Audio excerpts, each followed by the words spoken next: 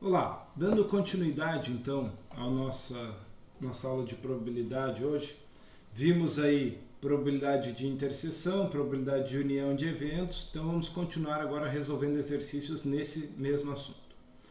Nesse problema, um problema muito simples, a gente tem uma urna que contém bolas numeradas de 1 a 50.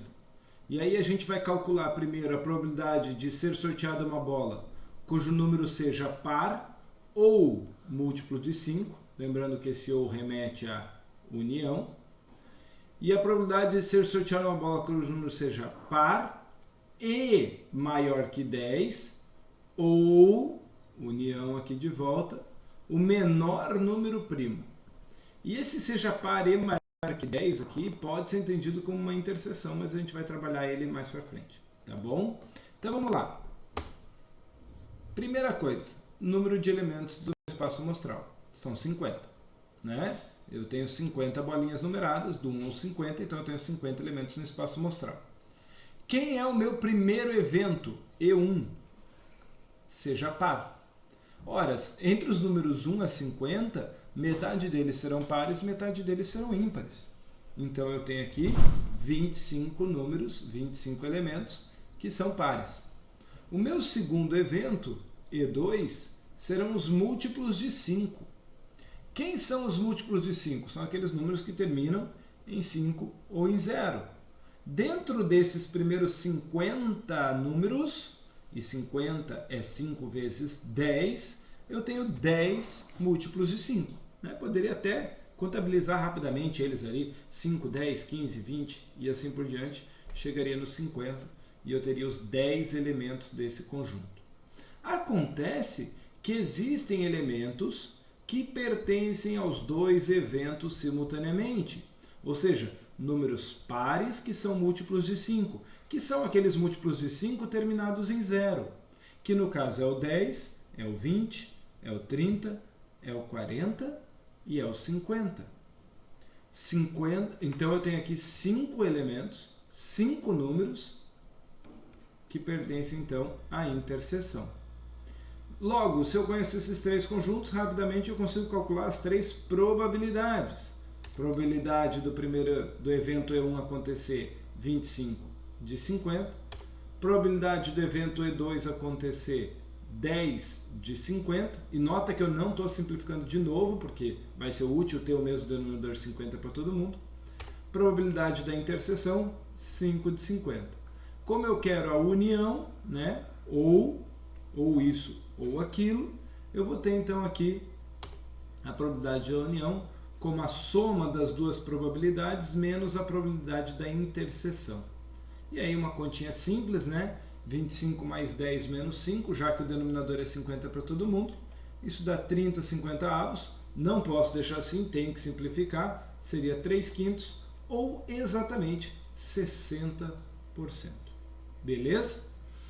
Nota que na letra B, por mais que eu tenha aqui uma interseção entre ser par e maior que 10, eu posso direto pensar nesse problema.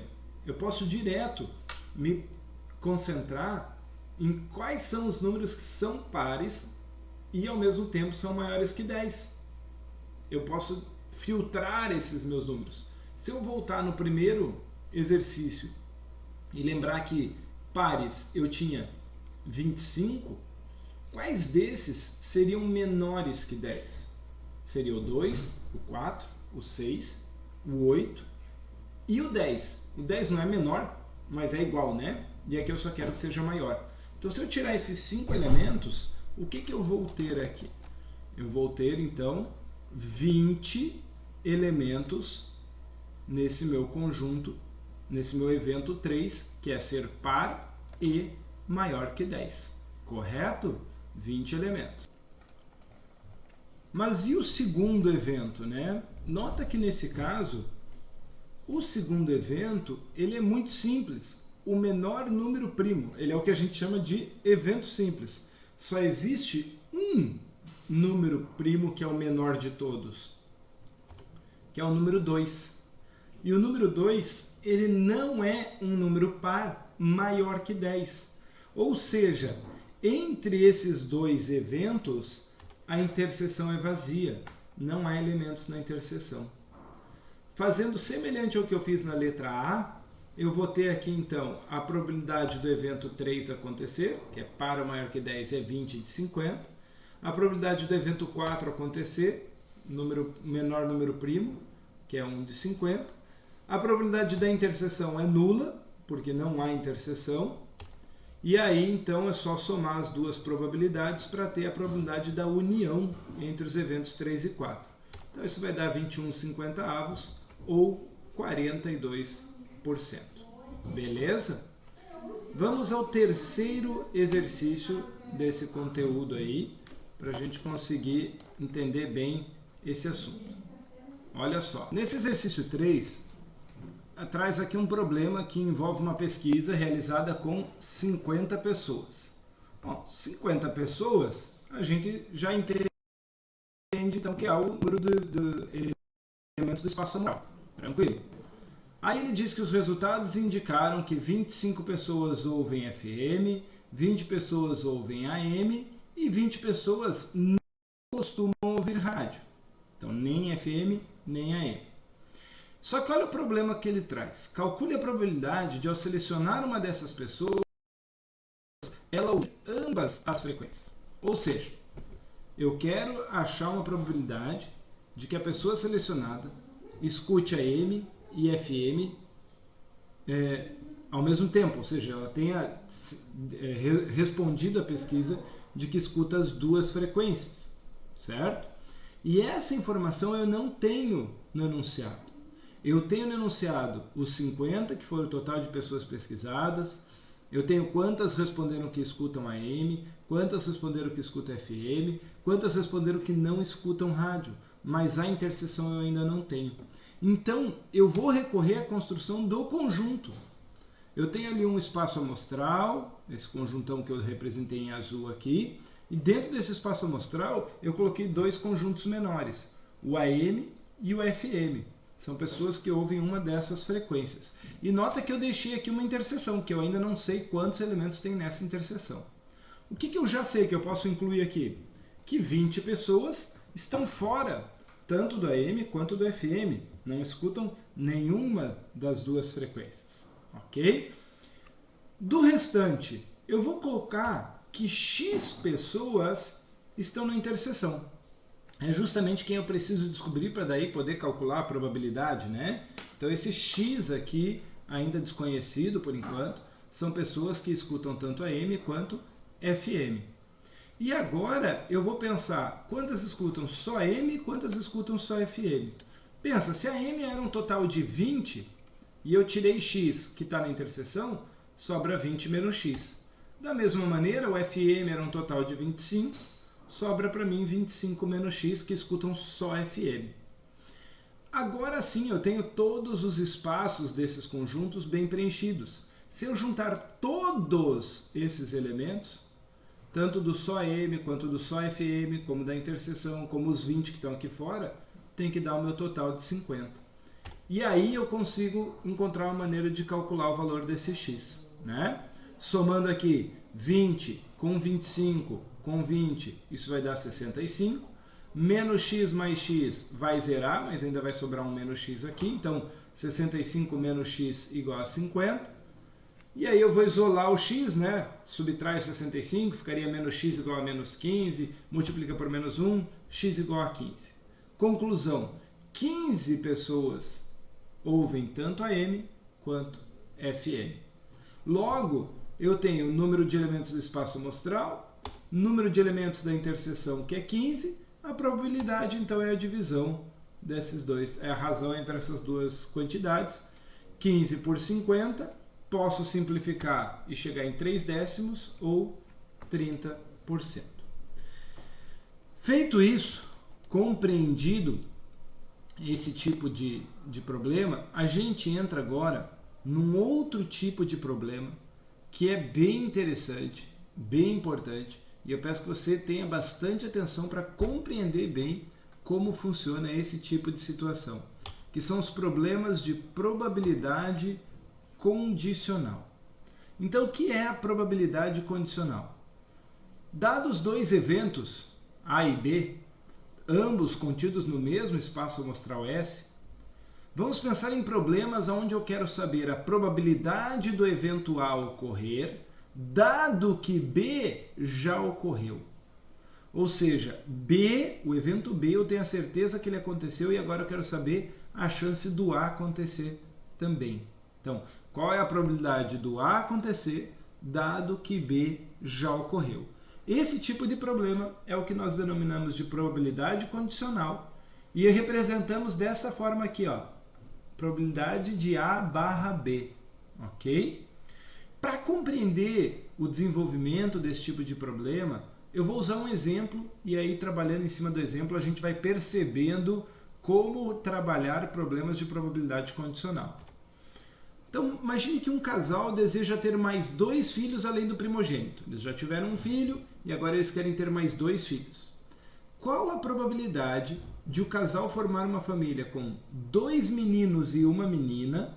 Então, dos 3 filhos que eles querem ter, eles querem 2 meninos e uma menina, se o primeiro filho, se o primogênito já é do sexo masculino. Ok?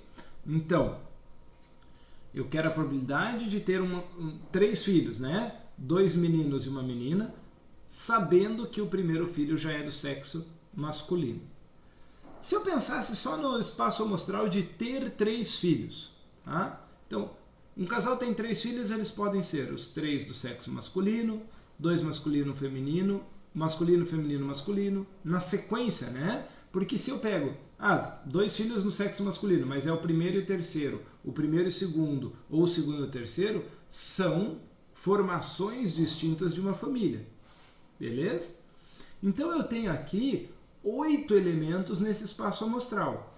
8 possibilidades de organizar essa família com 3 filhos,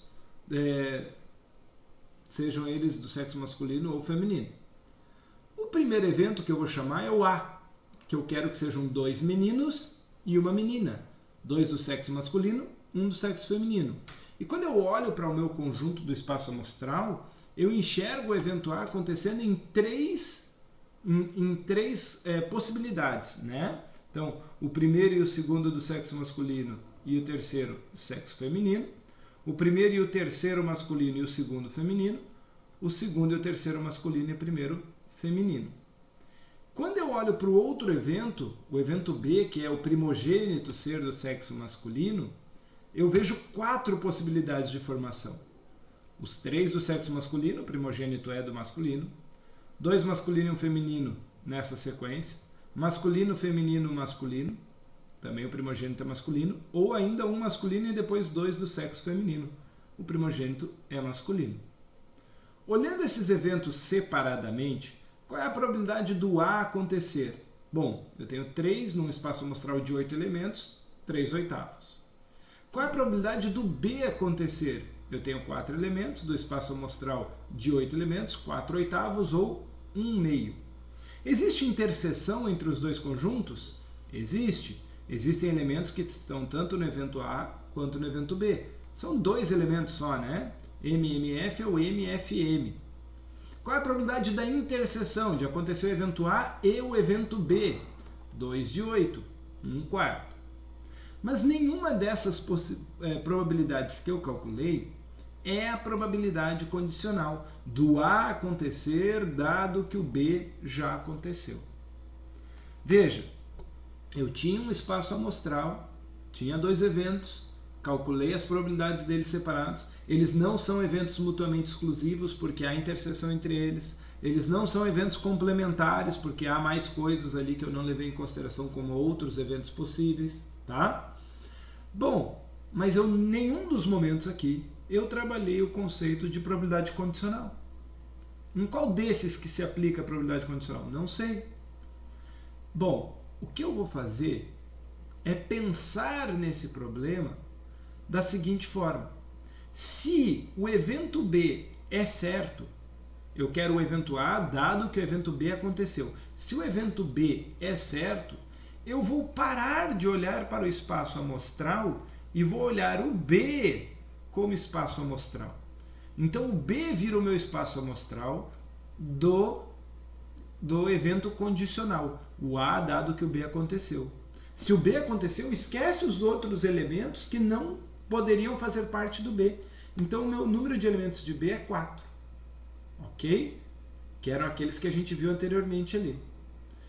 E agora também eu não vou pensar no A como um todo. Eu vou pensar só nos elementos do evento A que estão dentro do conjunto B, porque agora o B é o meu espaço amostral. Então, a interseção entre A e B é quem vira o evento desse evento condicional A, dado que B aconteceu. Só me interessa elementos do A que também estejam no conjunto B. Então, eu tenho aqui 2 elementos.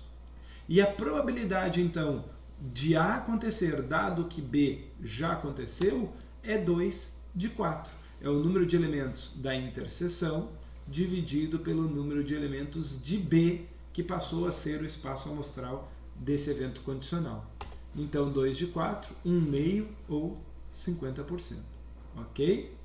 É aquela situação assim, já tiveram um filho menino, agora pensando nos outros 2, teria que ser mais um menino e uma menina, e isso pode acontecer em 50% das vezes, porque ou seria menino-menino, menino-menina, menina-menino ou menina-menina.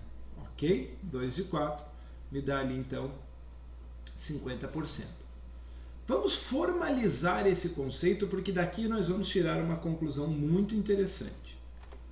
Quando nos deparamos então com a probabilidade condicional do evento A acontecer, dado que B já aconteceu, nós podemos entender B como espaço amostral e a interseção entre A e B como evento.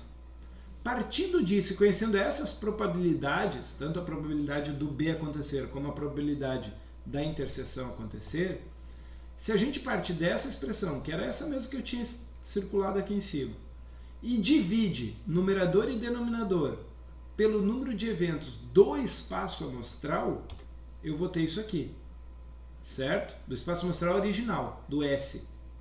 O que é isso aqui em cima? Essa é a probabilidade da interseção acontecer. E aqui embaixo, a probabilidade do evento B acontecer.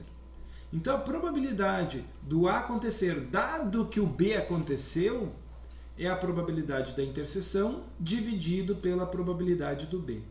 Mas uma outra maneira de trabalhar isso, muito interessante, é eu tirar essa probabilidade do B do denominador, contrário da divisão é multiplicação, e escrever, então, que a probabilidade da interseção entre 2 eventos é o produto da probabilidade do evento B com a probabilidade condicional do A acontecer, dado que o B aconteceu. Beleza? Vamos parar aqui, esse vídeo ficou um pouquinho mais extenso. No próximo vídeo a gente vai fazer exercícios para entender esse conceito de probabilidade condicional. Não é um bicho de 7 cabeças. Acompanhe os vídeos e você vai conseguir compreender o funcionamento desse tipo de problema de probabilidade condicional. Beleza? Segue aí.